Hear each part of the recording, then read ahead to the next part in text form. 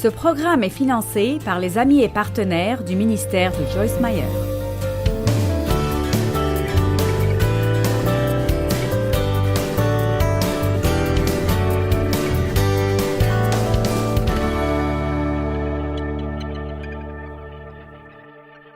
Il y a deux types de personnes dans le monde. Il y a les gens qui font les choses exprès et il y a les gens qui sont passifs.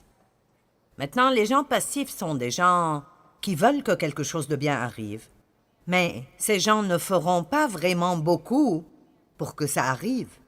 Ils ont beaucoup de souhaits, mais pas de volonté.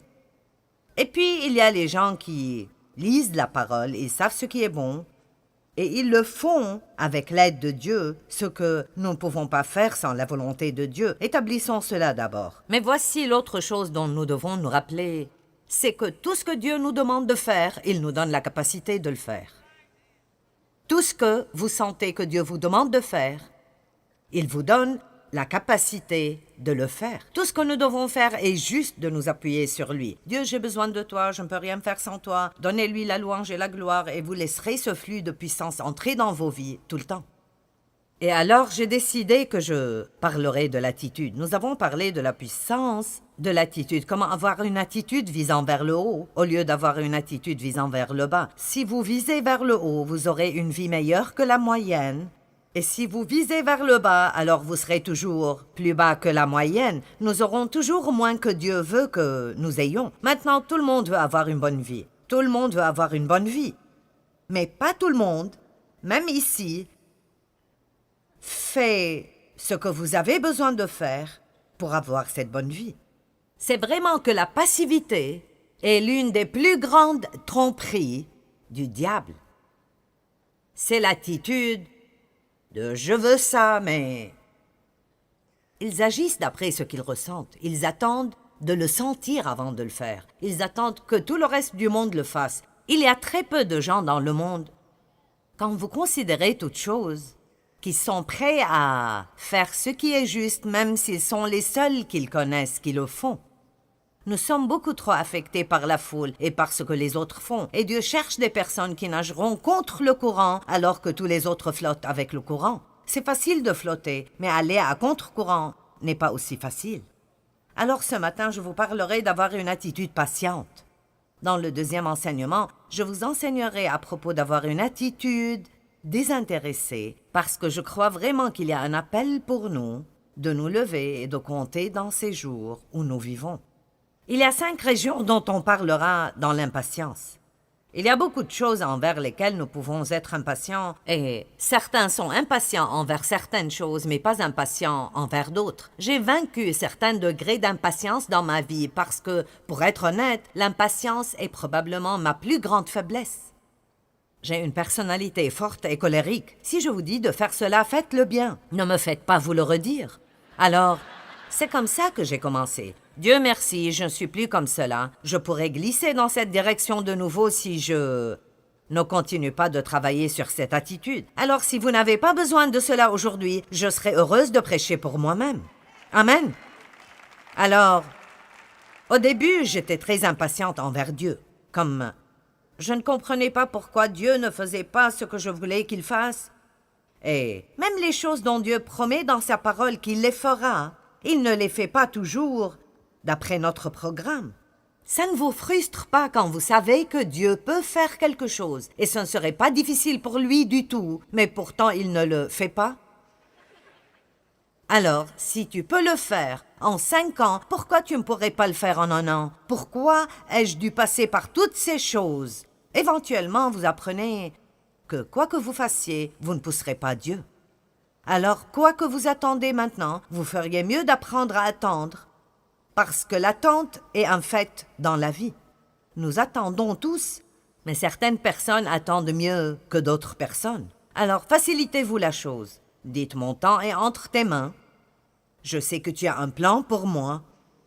Aucun démon de l'enfer et aucune personne sur terre peut vous garder de ce que Dieu a pour vous au moment parfait, quand vous êtes préparé et prêt.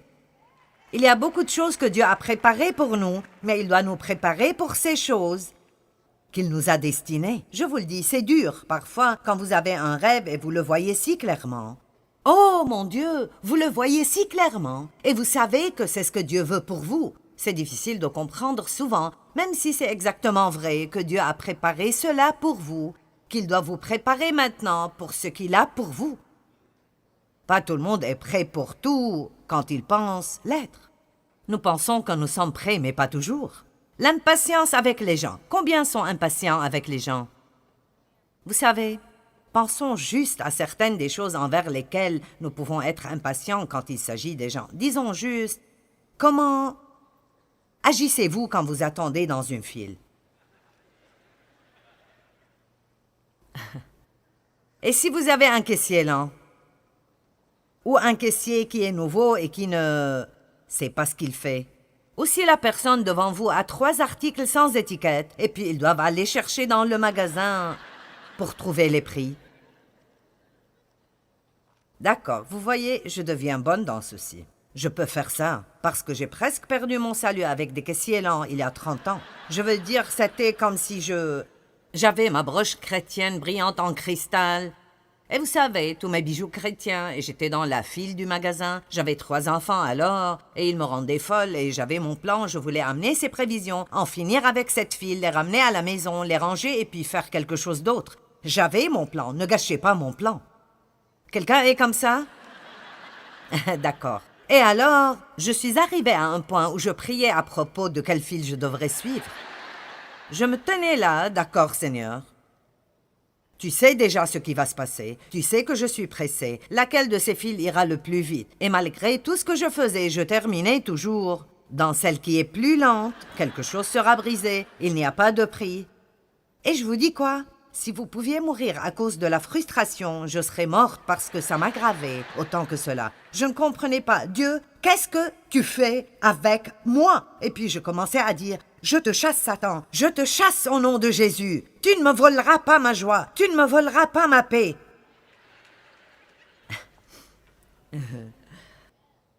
J'ai finalement compris. Dieu utilisait cela avec moi parce que le mot patience, en fait, si vous l'étudiez dans le dictionnaire grec, maintenant écoutez, il dit que c'est un fruit de l'esprit qui grandit seulement quand il est utilisé.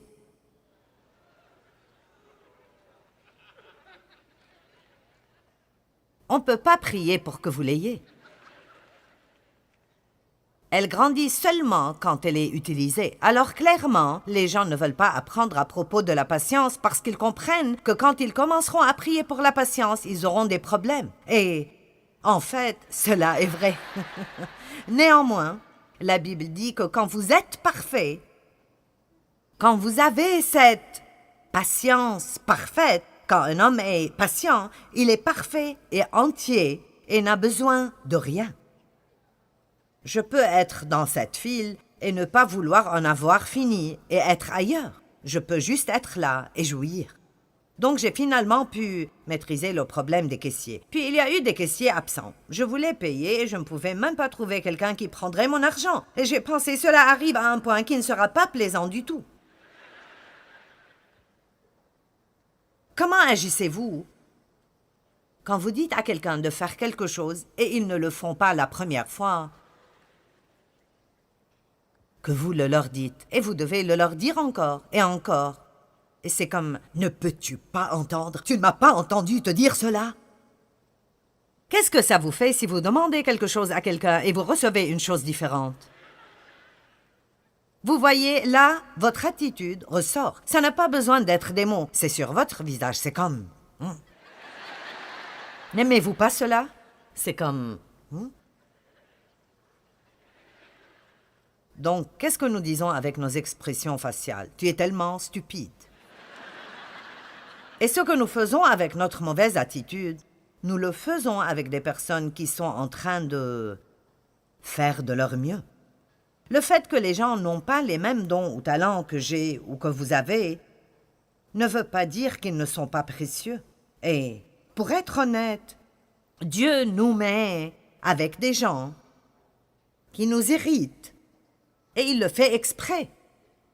N'essayez pas de vous éloigner du groupe que vous avez maintenant parce que vous obtiendrez un nouveau groupe.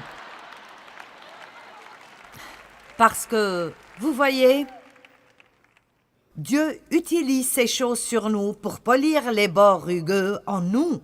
Et voici une révélation pour vous. Il vous utilise sur quelqu'un d'autre.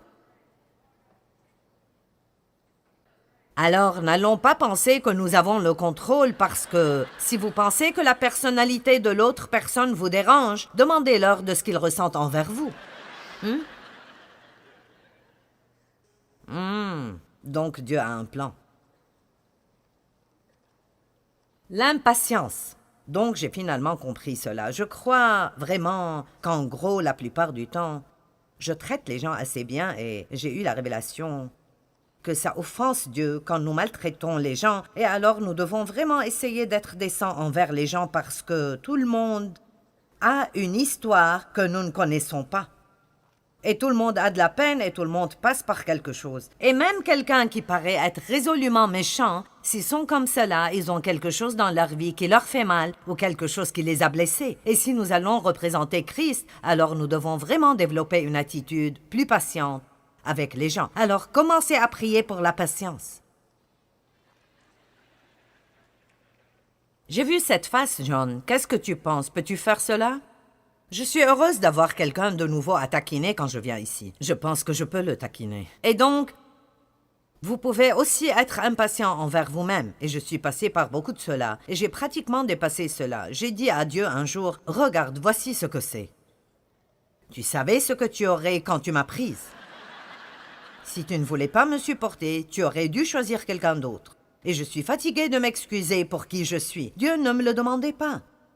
Mais vous devez apprendre comment jouir d'où vous êtes en route vers là où vous allez. Vous devez apprendre comment jouir de vous-même alors que vous êtes dans le processus de grandir en Dieu. Puis-je dire cela de nouveau? Apprenez comment jouir de vous-même. Apprenez comment jouir de vous-même. Apprenez comment jouir de vous-même avec toutes vos imperfections et vos faiblesses en sachant que vous n'êtes pas une surprise pour Dieu. Il connaît des choses stupides que nous allons faire que nous n'avons pas encore faites et il a déjà décidé en avance de nous aimer inconditionnellement et de travailler avec nous et de ne jamais nous abandonner.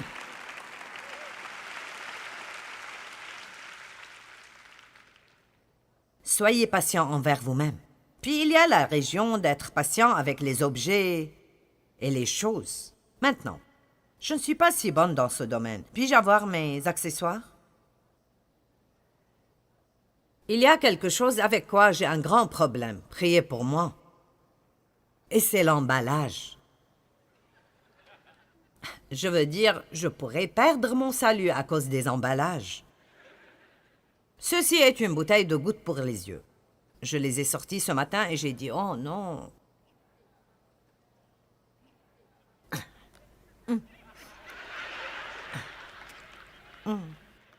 Allez, est-ce que vous faites cela?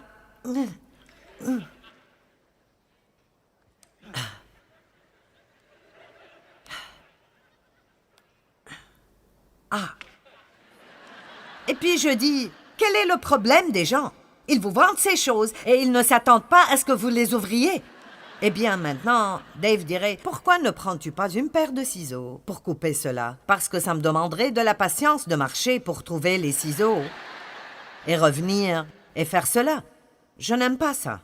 Puis vous avez le rince-bouche. Oh mon Dieu, pas encore, je vais... Et vous voyez, j'ai ceci. Oh, celle-là commence. Hey!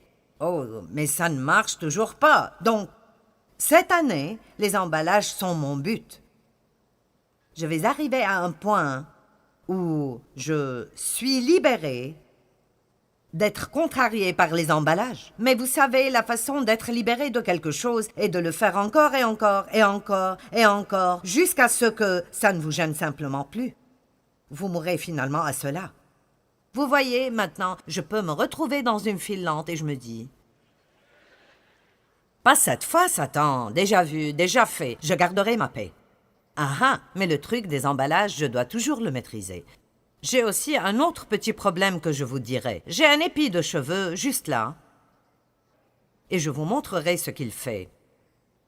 Vous voyez cela? D'accord. Quoi qu'on fasse avec ces cheveux, ils ressortiront comme ça, alors je les réarrange. Hier, je me suis énervée et j'ai pensé, je vais les couper.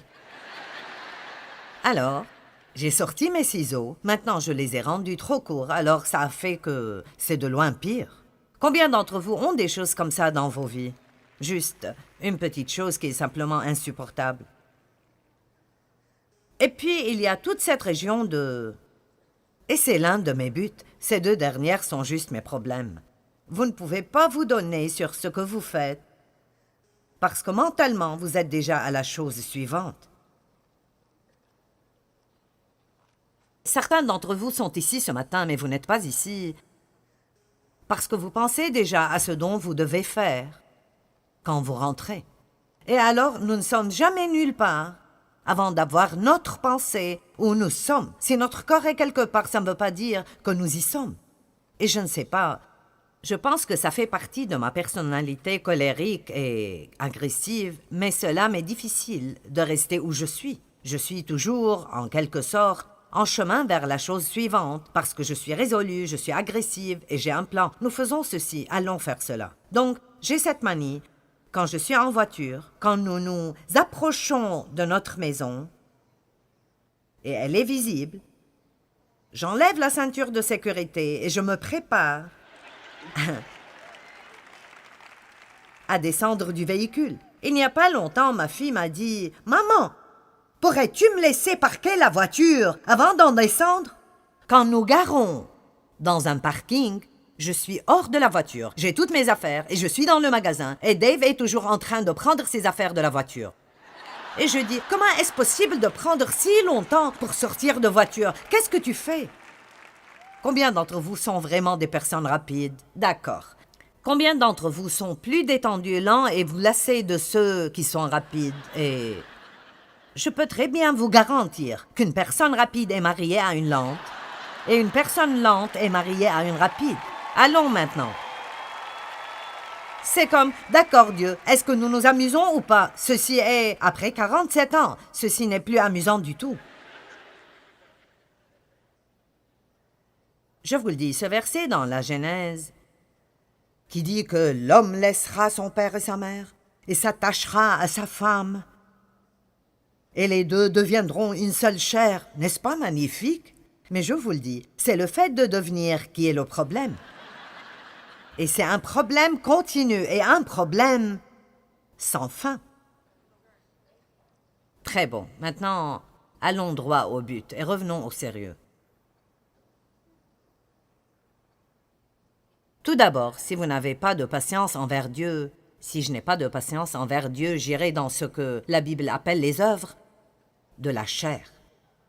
Et les œuvres de la chair sont mes idées géniales à propos de comment obtenir ce que je veux, quand je le veux, au lieu d'attendre Dieu. Et je vous le dis, nous faisons certains des dégâts les plus ridicules dans nos vies en essayant de dépasser Dieu.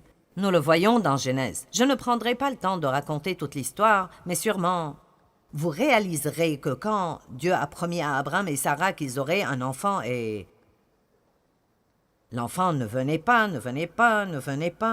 ils ont été fatigués d'attendre. Sarah a une idée de génie. Vous avez déjà eu une idée de génie? D'accord. Eh bien, j'avais beaucoup d'idées géniales, et elles sont quelque chose comme ça. Vous vivez votre vie, et vous dites, je sais ce que Dieu veut que je fasse.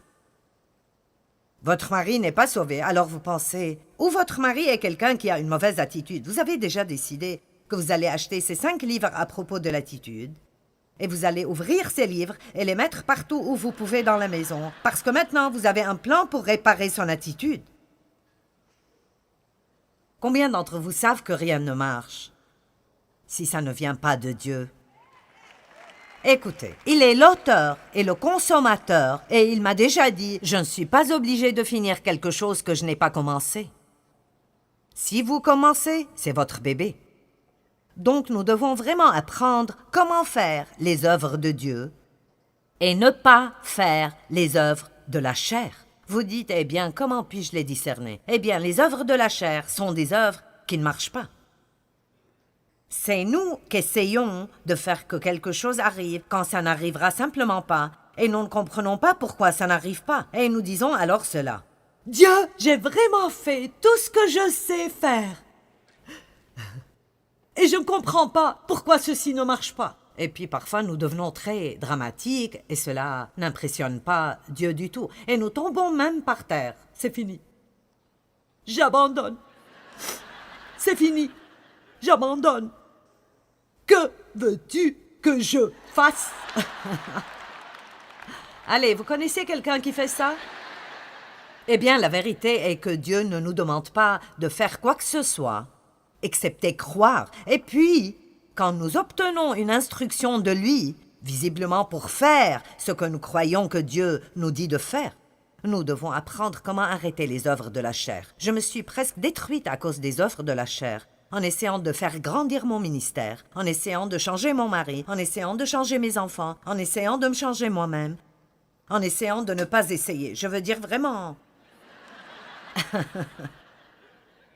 Si quelqu'un aurait pu mourir à cause de la frustration, ce serait moi. J'ai finalement réalisé que la frustration est égale aux œuvres de la chair. Quand vous vous sentez frustré, maintenant écoutez. À chaque fois que vous vous sentez frustré, ou je me sens frustré, c'est parce que j'essaie de faire que quelque chose arrive que seul Dieu peut provoquer.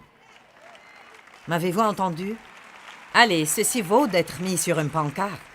J'en avais une chez moi pendant longtemps. Les œuvres de la chair sont égales à la frustration. J'ai dû mettre cela sur mon miroir, j'ai dû le mettre sur mon frigo, parce que j'étais juste très agressive, active genre. Trouve un plan, trouve une idée et fais-le, ce genre de personne. Eh bien, j'ai finalement dépassé cela. Mais certains d'entre vous ici, probablement, ne l'ont pas fait. Vous êtes probablement toujours dans cette phase et vous essayez de vous débarrasser de choses que seul Dieu peut enlever. Vous essayez de changer les gens, ce qui est quelque chose que seul Dieu peut faire. Puis-je vous dire quelque chose? Vous ne pouvez pas faire qu'un de vos proches aime Dieu. Je me moque de combien vous voulez ce qui est bon pour eux. S'ils ne le veulent pas pour eux-mêmes, vous gaspillez juste votre énergie et vous allez ruiner votre vie et perdre votre joie. Et la meilleure chose à faire est de prier pour eux et de laisser Dieu travailler. Et laissez-moi juste vous dire, quand vous priez pour quelqu'un, ne vous attendez pas à ce qu'il agisse mieux. Ils seront probablement pires avant d'agir mieux. Vous dites pourquoi? Parce que quand vous priez pour les gens, Dieu commence à agir en eux. Et quand Dieu agit en nous, si nous ne sommes pas prêts à nous donner, ça nous fait agir d'une manière pire.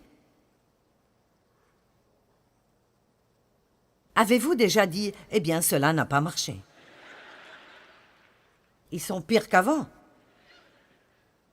Je priais pour Dave pour qu'il n'aime plus le sport autant parce que je n'aimais pas, et je ne voulais pas qu'il l'aime parce que je n'aime pas. Et, vous m'avez entendu dire cela probablement. Il aime tout ce qui roule ou qui rebondit, peu importe.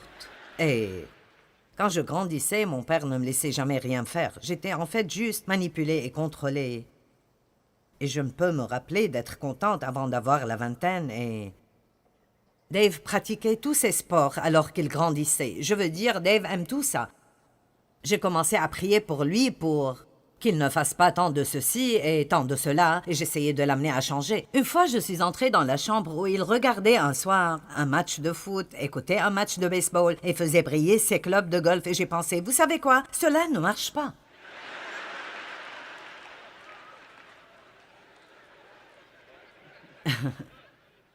Allez, est-ce que quelqu'un peut réaliser aujourd'hui que ce que vous faites ne marche pas? Quelqu'un? Ça ne marche pas, hein? Alors pourquoi ne pas prendre des vacances quand il s'agit des œuvres de la chair et laisser Dieu être Dieu dans votre vie? Amen? Eh bien, Dieu veut vraiment aider chacun d'entre nous à développer une attitude patiente. Il veut que nous apprenions à attendre patiemment le moment qu'il choisit et à lui faire confiance en toutes choses. Et vraiment, c'est la seule façon par laquelle nous pouvons jouir de chaque moment de nos vies. Et la plupart d'entre nous diraient probablement que la patience est un peu difficile pour nous et elle doit être développée. Nous devons apprendre comment l'appliquer dans des situations.